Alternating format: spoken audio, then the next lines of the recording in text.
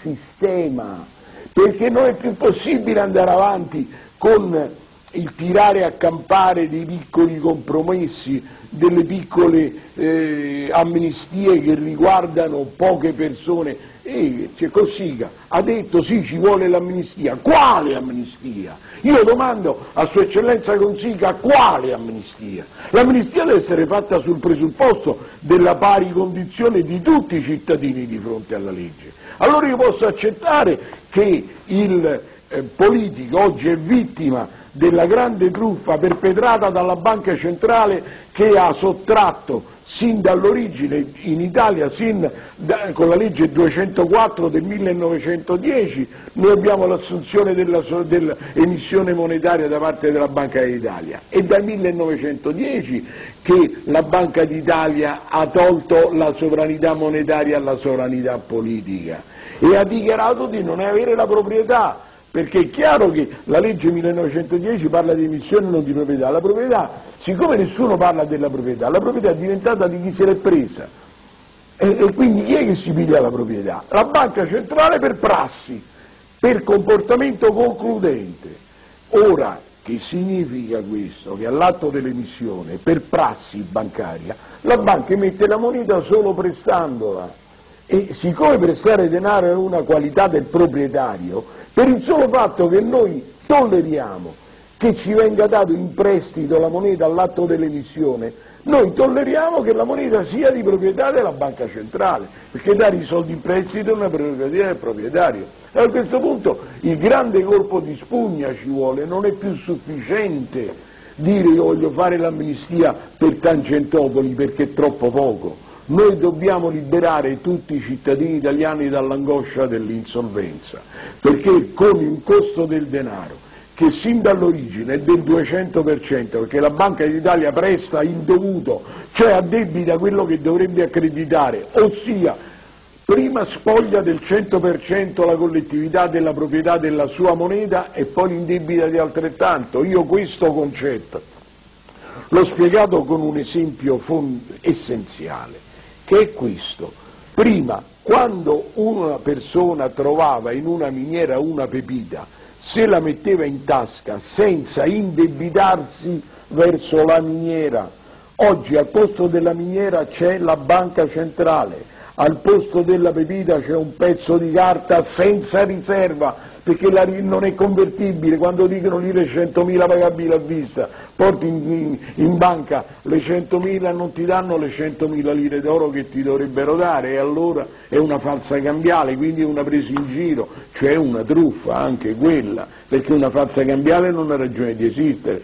Quindi alla pepita si è sostituito un pezzo di carta, e il pezzo di carta non è di proprietà del cittadino, è a debito del cittadino, perché la Banca d'Italia emette quel pezzo di carta prestando, e quando circola quel pezzo di carta circola come oggetto di debito verso la Banca Centrale. Chiunque sia che a un certo momento ha in tasca quel pezzo di carta, se la Banca Centrale lo chiede in restituzione nel quantitativo e nel tempo che decide arbitrariamente, uno lo deve restituire il pezzo di carta. Cioè noi ci illudiamo di essere i proprietari dei soldi che abbiamo in tasca, noi siamo i proprietari provvisori, come lo è il debitore per la durata del prestito. Dopo quel denaro torna nelle tasche dei grandi signori che controllano il potere monetario, la sovranità monetaria. E allora è fin troppo evidente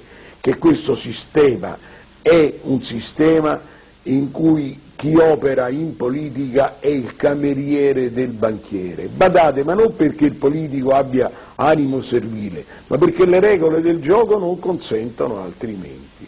E allora il caso Berlusconi come va affrontato?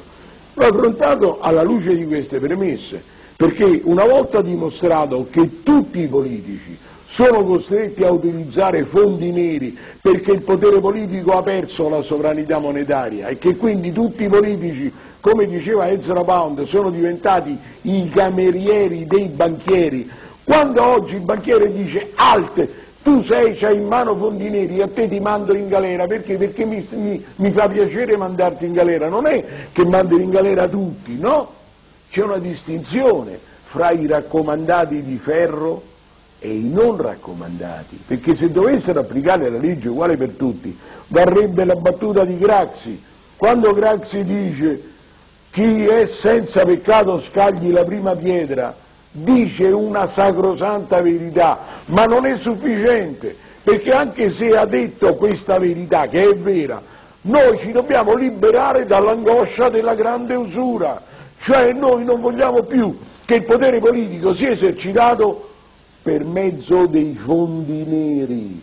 Badate, questa nota io l'ho trasmessa anche a Forza Italia, quella che vi dico questa sera. Ho fatto una nota e l'ho trasmessa a Forza Italia, ma voglio vedere che cosa succede con Forza Italia, perché Forza Italia, io ho detto, voi dovete sposare la causa della proprietà popolare della moneta, perché è ovvio che quando noi abbiamo detto che la moneta è di proprietà dei cittadini,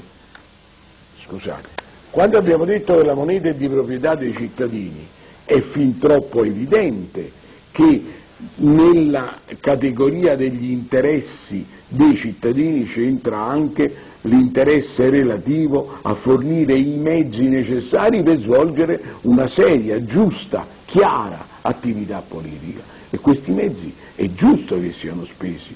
Quindi noi dobbiamo avere il coraggio ormai di uscire fuori dalle vecchie regole del gioco. Noi abbiamo bisogno di un grande gesto. A noi piccoli colpi di spugna non interessano, abbiamo bisogno di un colpo d'ala.